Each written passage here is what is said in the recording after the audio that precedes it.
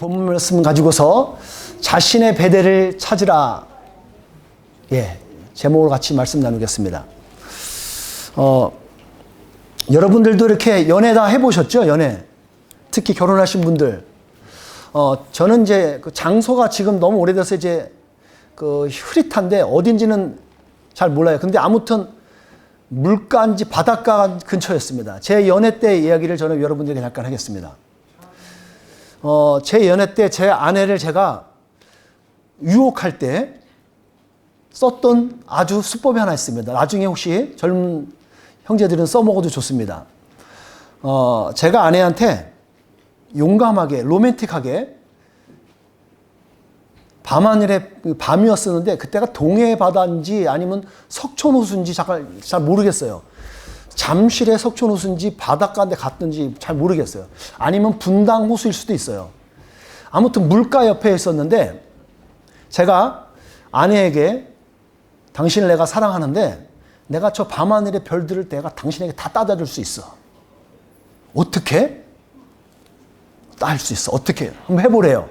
그래서 제가 밤하늘의 별을 다 따서 줬습니다. 어떻게 한 줄 아세요? 제 아내가 안 받았대요. 지금 가면서 지금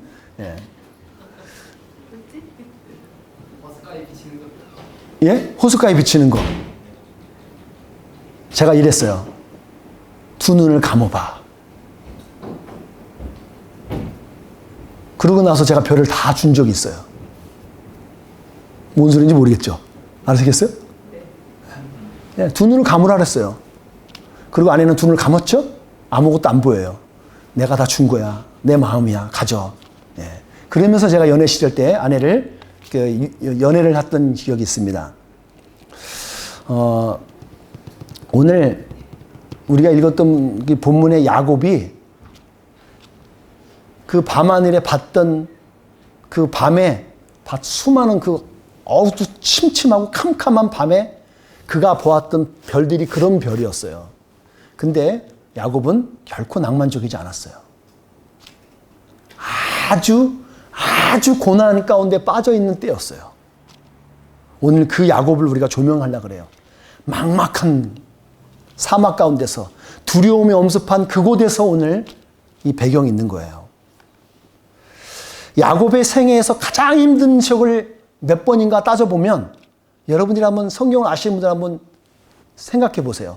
야곱이 살면서 가장 힘들었을 때가 언제 같아요? 모르긴 몰라도 자기 아들 요셉, 그렇게 사랑하는 아들 요셉이 형들의 장난질에 의해서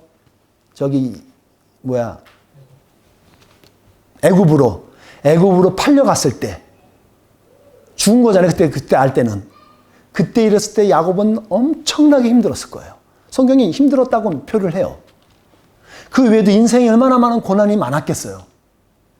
그런데 그 야곱이 그 인생 가운데 첫 번째로 힘들었을 때가 오늘 이 본문이에요. 야곱의 생애 가운데 아주 막막한 날이 이 날이었어요. 그 지역을 이름을 뭐라고 부르냐면 루스라 그래요. 루스. 영어로 말하면 separation이라는 뜻이에요. 분리, 나눔, 헤어짐. 오늘 이 야곱이 거했던 장소가 그 장소예요. 너무너무 암담한 상황이었어요. 그는 자기 형을 속여갖고 장자권도 쟁탈했어요. 아버지를 속여가지고 자기 축복도 받았어요. 근데 지금 이 상황에 있는 야곱은 아무 효력이 없는 거예요. 지금 자기 생명이 위협받아서 쫓겨서 지금 도망가는 판이에요. 아무도 없어요.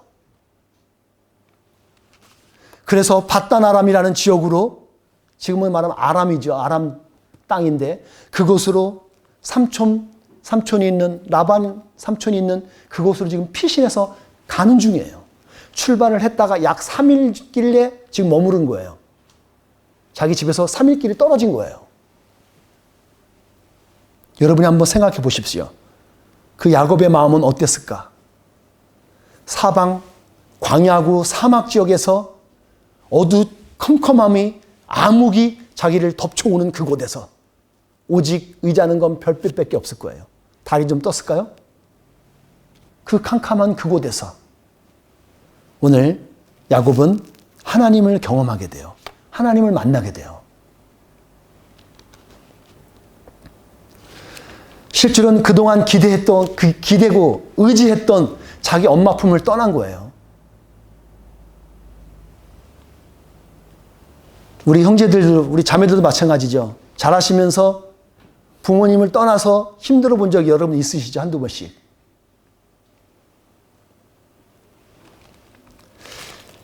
그 야곱이 이 루스라는 지역에서 오늘 베델은 하나님의 집이라는 뜻이에요. L자가 붙으면 엘로힘, 그래서 이게 하나님이라는 말이거든요. 하나님, 벳은 집이고 하우스, 하나님의 집이라는 거예요. 오늘 그 루스가 베델로 바뀌는 그런 오늘 역사를 오늘 야곱이 체험한 거예요. 야곱이 고백한 거고요.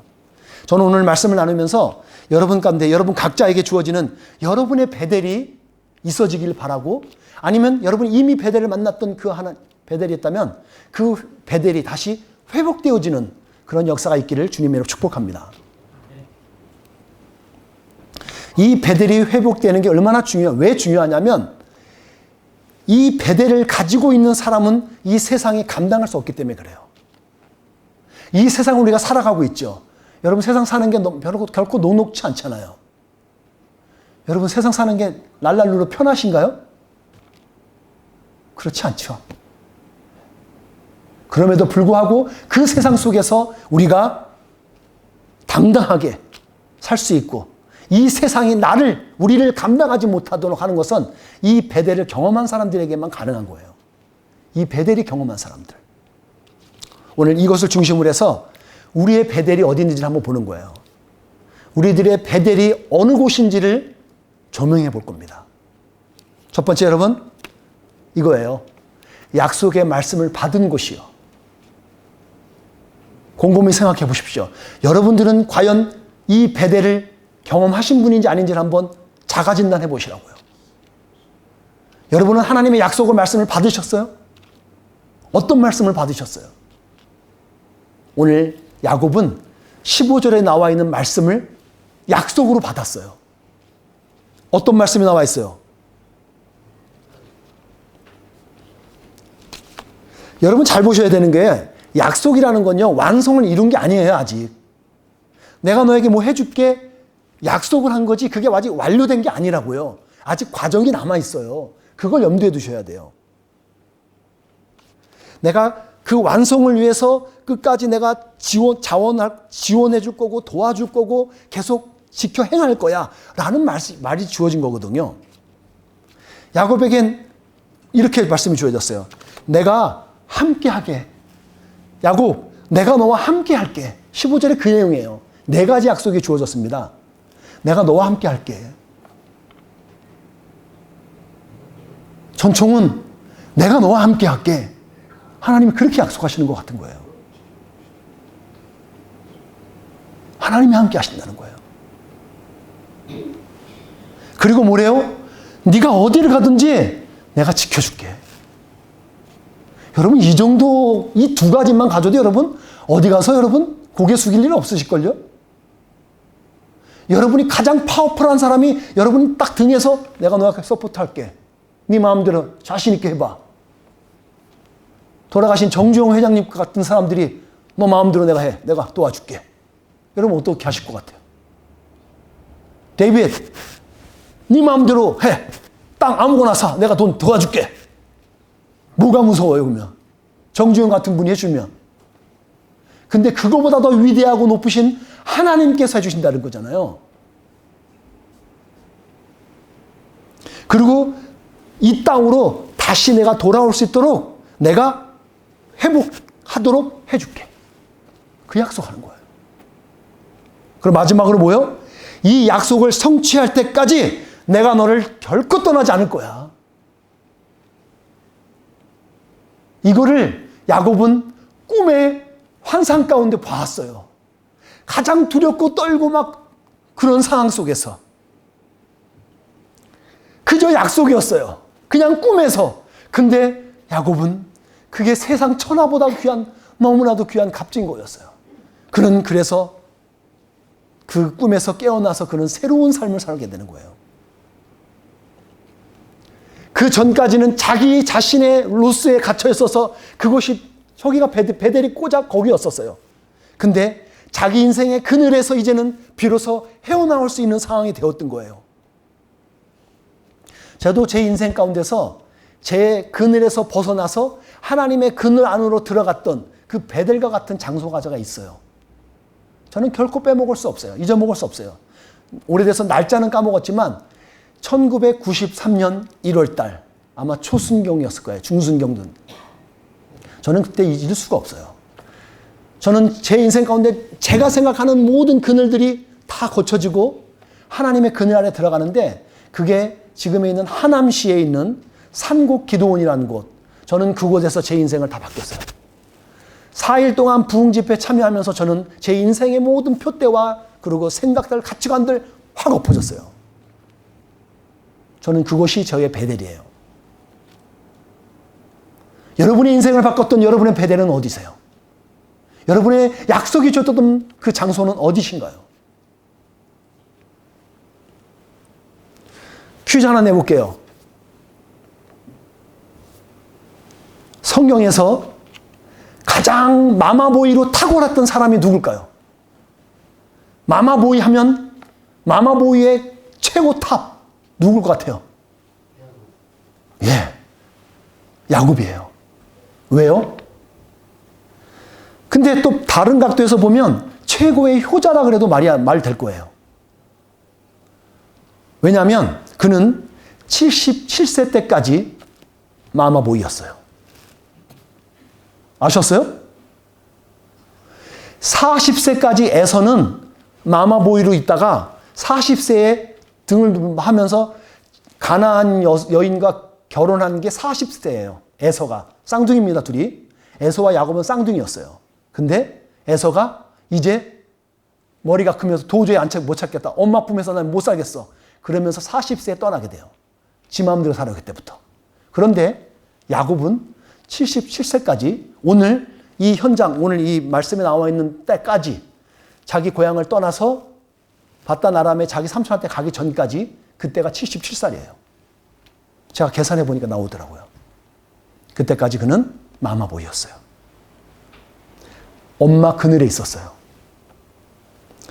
엄마인 리브가, 레베카는요, 주도적인 사람이었습니다. 그리고 그는 강한 의지력이 있었고 똑똑했어요.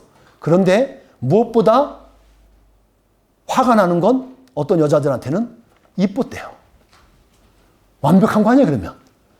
이 아름다운 거에다가 강렬한다가 주도적에다가 모든 걸 다 갖추는 여자였어요. 그런 엄마 품에서 그는 오랫동안 있었어요. 왜 제가 이렇게 말씀을 나눌 수 있냐면, 연구해 보니까 아브라함의 아들 이삭은요, 기껏해야 37년 정도 자기 엄마 품에 있었어요. 사라의 품에 37년 정도예요. 그런데 야곱은 77세까지예요. 또 하나 많은 사랑의 편파적인 사랑을 받았었던 요셉 있죠. 요셉도요, 자기 엄마 사랑은 못 받은 사람이에요. 애 낳다가 요셉을 낳다 죽었어요, 엄마는. 그러니까 그 사랑을 너무나 절실하니까 야곱이 더 사랑스러운 거야, 이 아들이. 자기 사랑하는 아내가 죽으면서까지 낳았던 그 아들. 그래서 요셉을 17년 동안 지극정성으로 그를 사랑해줘요. 너무너무 편파적인 사랑받다가 형제들한테 그래서 따돌림 나가서 죽은 거잖아요. 그 팔려간 거잖아요, 결국.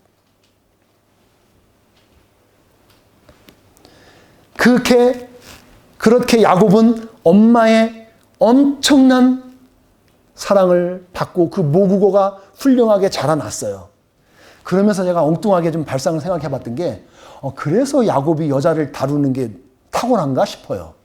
왜요? 여러분, 야곱의 마눌님이 몇 명인지 아시는 분? 4명. 예? 네. 예. 원하지는 않으시는 거죠? 본인이 4명 원하시는 건 않죠? 예, 원하지 않죠? 보세요. 정부인이라고 말하는 거죠. 그 레아하고 라헬 2명이 전부고 그 다음에 첩으로 2명이 더 있는데 그 여자들과도 잘 소통했고 거기서 자녀들도 충분히 12명, 13명까지 나왔죠. 자손도 많이 나왔어요. 그리고 여자들하고 소통을 얼마나 잘했는지 야곱은 엄마하고 관계가 좋으니까 여자들하고 소통을 잘했는가 봐요. 확실한 거 하나는요. 우리 남자들 있죠. 남자들 엄마들하고 관계를 잘 가지세요. 그럼 여자분들 나중에 여러분 아내분들과 관계가 잘 이루어지게 될 거예요. 이거는 학문적으로 나와 있어요. 그래서 야곱의 그늘을 하나님의 약속의 말씀으로 이제 벗어날 수 있게 되었던 거예요. 비로소. 두 번째가 우리의 베델은 어느 곳이냐면 자신의 하나님을 만난 곳인 거예요. 여러분 하나님의 만난 곳이 있어요. 이 베델이 야곱이 하나님의 만난 곳이에요. 루스가 베델이 되는 과정이 여기에 지금 오늘 숨어 있는 거예요. 루스라는 지역이 분리되어지고 나눔이 있고 헤어짐이 있는 그 지역이 오늘 똑같은 장소인데 그곳이 오늘 하나님의 집으로 바뀌는 거예요. 여러분이 야곱 신드롬이라는 말을 들어보신 분 있으세요? 제이콥스 신드롬. 이게 상담학에서 전문 용어로 만들어진 단어입니다.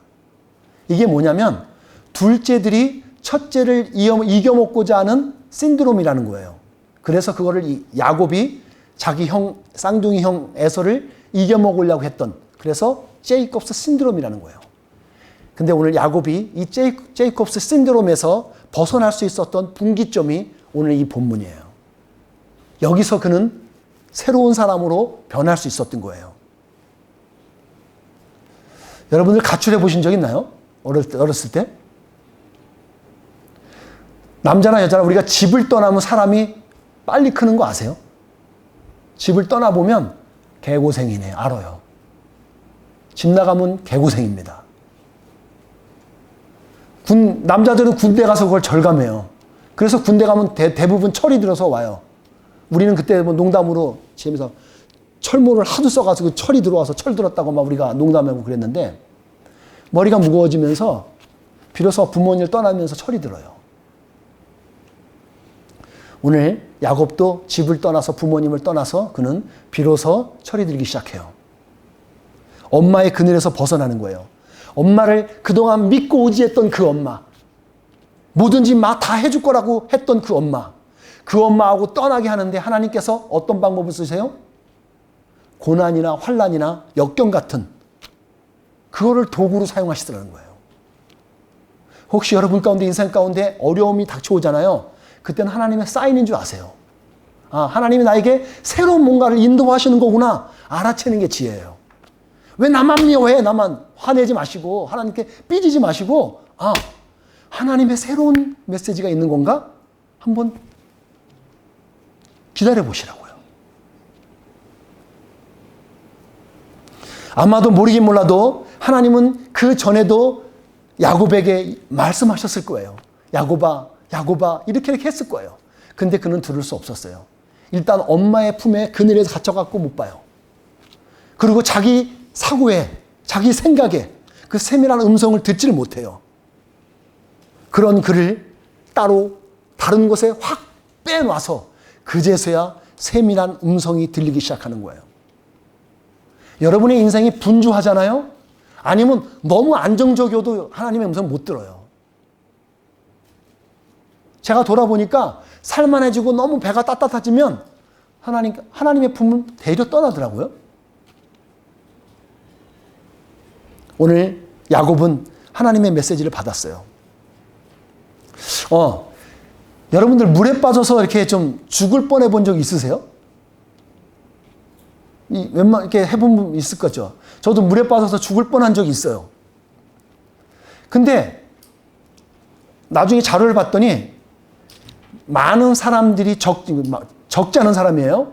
적지 않은 사람들이 물에 빠져 죽는데 너무 어이가 없게 자기 키보다 낮은 데서 빠져 죽은 사람이 많대요. 나중에 건져보면. 왜요? 나중에 보면 자기 일어서면 일어서면 자기 키가 넘는데 너무 두렵고 떨려갖고 허적대다가 이렇게 누워 있는 거예요, 사람들이. 그러다가 허적대서 빠져 죽는 거예요. 거기서 그냥 뻗떡 서면 보통 이렇게 쓸 정도래요. 저는 실제로 제가 어디서 한번 그런 위기가 와갖고 빨리 서가지고 까치발을 섰더니 바닥이 있더라고요.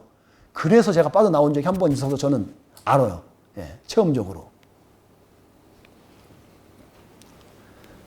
여러분, 우리가 위기의 때가 있어요. 여러분 삶 가운데 신앙뿐만 아니라 삶의 영역 속에서도 위기가 올 때가 있어요. 그럴 때는요, 여러분 쓰셔야 돼요. 하나님 앞에 바로 쓰셔야 돼요. 벼랑 끝에 쓰시더라도 바로 쓰셔야 돼요. 그래야 사세요. 그래야 살아요. 물에 빠져도 일단 쓰세요. 그래 보면, 보면 대충 키가 나오고, 그래도 안 되면 밑으로 가라앉으면 밑에 내려갔다가 차고 올라오는 거예요. 근데 우리가 위기에 빠지면 이게 안 되는 거 아시죠? 그냥 숨 하나 더 쉬려고 나오려고 그래요. 그러다가 죽는 거래요. 우리 인생 가운데 하나님께서 이 막막한 사막 가운데 야곱처럼 뚝 떨어지는 것 같은 그런 것 같은 때가 있어요. 그때는 하나님 만나시는 거예요. 지푸라기라도 잡아야 할 그 심정, 그 갈급함. 여러분, 그런 갈급함이 있을 때 길이 진짜 보여요. 하나님의 음성이 들리고요. 그때야 보여요. 하나님의 약속을 듣고 하나님의 경험한 이유, 그건 베델에서 야곱은 경험을 했던 거예요.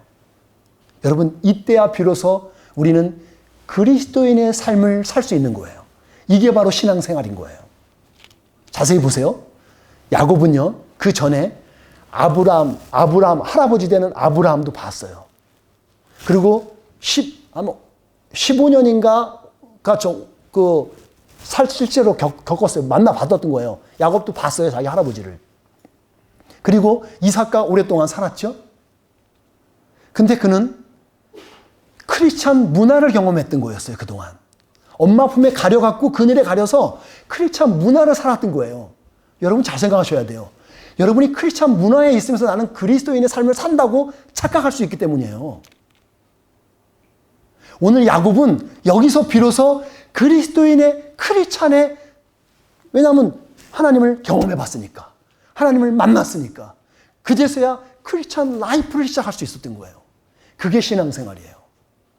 여러분에게 도전합니다.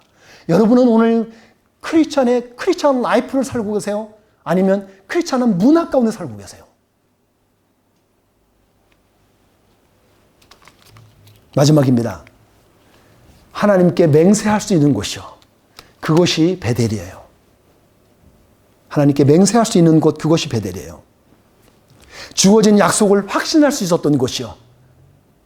똑같은 말씀이 주어져도 그것을 확신할 수 있었던 그 장소. 20절에 명확하게 잘 나와 있습니다. 아직까지 완성되지 않았습니다. 근데 그게 믿어지는 거예요. 오늘도 여러분 가운데 오늘 주어지는 말씀들이 어떤 말씀이 여러분 가운데 뇌리에 꽂힐 거예요. 내가 너와 함께 할게. 그게 예사롭지 않게 들리는 때 하나님이 주시는 거예요. 내가 너와 끝까지 함께 할게. 내가 약속한 거 내가 끝까지 지킬 때까지 너와 함께 할게. 내가 지켜줄 거야.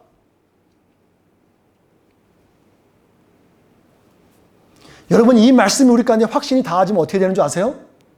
사람이 눈이 색깔이 틀려집니다. 흐리멍텅한 눈이 아니에요. 눈이 반짝반짝 빛나게 돼요. 왜요? 소망이 생기거든요. 소망이 있는 사람은 눈이 틀려져요. 설교를 빨리 끝내야 여러분이 눈이 초롱초롱해질 텐데. 저는 제 아버지의 신앙을 전수받으면서 그때야 제 삶의 눈이 좀 달라졌어요, 저는 실제로 어둠의 사람이었던 사람이에요. 젊은 시절에 저는 어둠에 살았던, 밤낮이 바뀌어서 저는 살았었어요. 그랬는데 예수님을 만나고 알고 나서는 그게 바뀌었어요. 컴컴한 게 싫어요, 이제는. 옛날에 컴컴한 게 너무 좋았었어요. 오죽했으면 밤에도 선글라스 끼고 다녀요. 저 전인권 씨가 그러고 있잖아요. 들국화의 전인권 씨가 지금도 어디 다니든 선글라스 끼고 다니는 거 아시죠? 옛날부터 그랬어요, 그 사람은. 근데 그걸 우리가 보고 자랐거든요. 그러니까 자꾸 다 닮으려고 그러는 거야. 일하러 가면서 선글라스 끼고 가요. 이건 뭐 맹인도 아니고. 근데 컴컴한 게 좋으면 그래요. 근데 나중에 밝은 게 좋은 거예요, 이제. 예수님 만나니까 빛이 좋아요, 빛이. 예수님 만나면 그래요. 하나님께서 약속한 것을 그대로 성취해 주시면 자신이 어떻게 행동할지를 이제 서원하는 거예요. 이게 바로 서원 기도인 거예요. 오늘 이 본문에서 야곱이 하나님 그렇게 나한테 해주시잖아요. 나 그러면 이렇게 할게요. 이게 서원하는 거예요. 이거는 하나님과 여러분 약속하는 거예요. 이 약속 어기시면 여러분들 대단히 힘듭니다. 그건 지키셔야 돼요. 그건 안 지키시면 여러분 큰일 나세요. 어떻게 하냐고요? 겪어보면 알아요. 저 같은 경우도 약속해서 안 지켰다가 많이 혼났습니다. 경험한 사람으로서 말씀드리는 거예요. 그래서 서원하실 때는 최대한 신중하세요. 신중하세요. 함부로 하지 마시고 신중하세요. 하지만 하셨으면 지키세요. 하나님 꼭 기억하세요, 그거. 꿈에서 약속하신 것을 이루시면 하나님을 자기 자신의 하나님으로 이제 섬기겠다는 거예요. 이전까지는 할아버지, 내 아버지의 하나님으로 내가 믿어. 아브라함의 하나님, 이삭의 하나님으로 내가 알았었는데 이제는 나 야곱의 하나님으로 내가 섬길게요. 이거예요, 이 신앙. 어떻게 알아요? 우리는 알죠. 성경에 나와 있으니까 35장에 가시면 그 현장에 모든 게 다 기록에 나와 있어요. 35장에 명확하게 정리 싹 되어 있어요. 야곱이 어떻게 행동했는지를. 그 섬기는 증표로 오늘 가장 중요한 하나를 야곱은 행해요. 하나님의 집이라는 자기가 돌베개를 잤던 그곳을 기준으로 해서 기둥을 삼고 거기다 단을 쌓아요. 그러고 나서 그곳 가운데 이게 하나님의 집이야. 내가 이곳에다가 이 제단을 만들어서 이곳 가운데 내가 10의 1조를 드리겠다는 거예요. 그곳에 제사를 드릴 때 양을 드리고 소를 드릴 거 아니에요. 그러면 재물이 들어가잖아요. 거기서 내 수입의 10의 1조를 들여서 내가 거기서 내 평생 가운데 예배하겠습니다. 그걸 한 거예요. 그리고 그는 평생 이 약속을 지켜나가요. 여러분 11조의 의미가 뭔지 아세요? 하나님이 여러분에게 사는데 여러분을 돈을 삥을 뜯는 거예요? 그렇지 않아요. 여러분 11조 여러분들 누가 그러더라고. 아니 11 꼭 내야 돼요? 여러분 꼭 안 내셔도 괜찮아요. 여러분의 믿음의 분량대로 하시면 되는 건데 11조의 의미가 있습니다. 뭐냐면 하나님이 나의 하나님입니다. 그리고 내 모든 가지고 있는 것들이 하나님의 것입니다. 라는 증표예요. 그것에 구분되어서 10의 1조를 구분해서 내가 마치 훈련하는 거예요. 하나님, 내가 다 하나님 거 드리는데 하나님 다 드리면 내가 살 게 없잖아요. 그러니까 10의 1조를 구별해서 주님께 드리는 걸로 하나님 내가 하나님 겁니다. 내 생명이 하나님 거고 내 재산이 하나님 거고 그런 의미로 하나님께 드리는 거예요. 내 생명이 하나님 것이라고. 그리고 내 생명, 내 모든 삶 가운데 모든 가지고 내가 추구했던 것, 내가 꼭 쥐어뒀던 것 다 내려놓는 의미가 거기서 내포되어져 있는 거예요. 여러분들 막타워라고 있죠. 비행기 타기 전에 아니면 헬리콥터에서 뛰어내리기 사람들 저기에 연습하는 데가 있는데 그게 11m 되는 높이예요. 근데 실제로 자기 키를 빼고 나면 10m예요. 10m에서 딱 서면 여러분들 최고 두려워요. 더 이상 올라가 버리면 두려운 게 약간 덜 하됩니다. 저는 알아요. 왜? 저도 군대에서 막타워라는 데 뛰어내려 봤으니까. 근데 자꾸 뛰어내리니까 나중에 두렵지 않더라고요. 연습하니까. 근데 올라가잖아요. 오줌이 찌끗찌끗해요, 그냥. 무서워요, 거기가. 거기서 끈 갖고 내려내라고, 거기서 뛰어내리라 그러는데, 줄 갖고 뛰어내는데 무섭죠. 우리의 신앙 가운데서 이 11조가 마치 그런 거예요. 이 11조를 여러분 열심히 부지런히 훈련하시면 하나님과 관계에서 나는 하나님의 것이고 하나님이 나의 하나님이라는 이 훈련을 자꾸 훈련하신 분들은 하나님과 관계가 명확해지세요.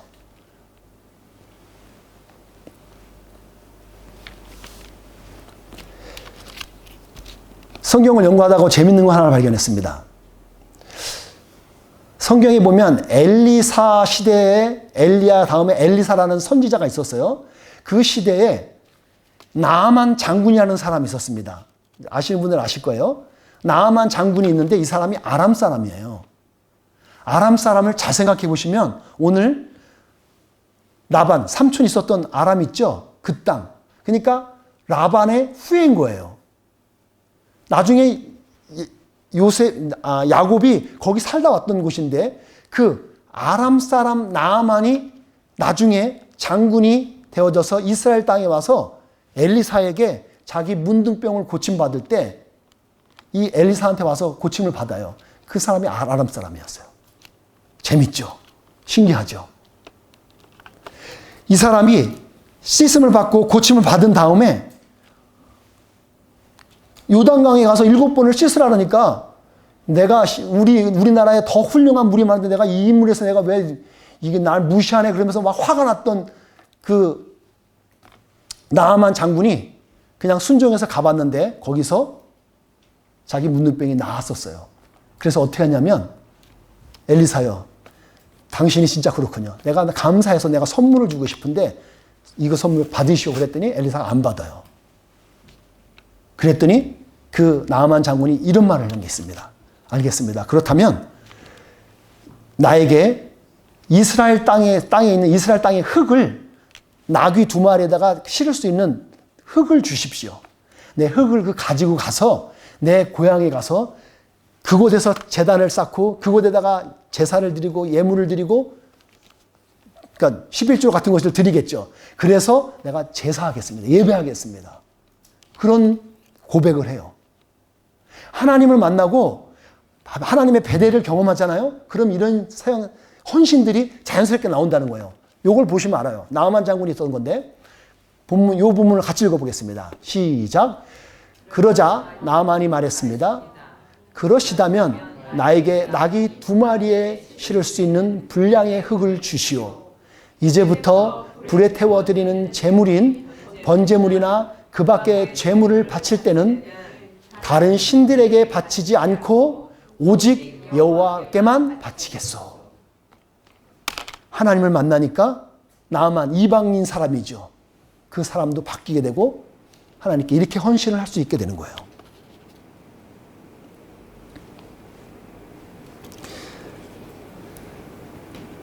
나의 인생 가운데 여러분 인생 가운데 여러분 자신의 하나님을 만나시면 우리는 이런 예배를 할 수 있게 되고 이런 찬양을 드릴 수 있게 되는 거예요.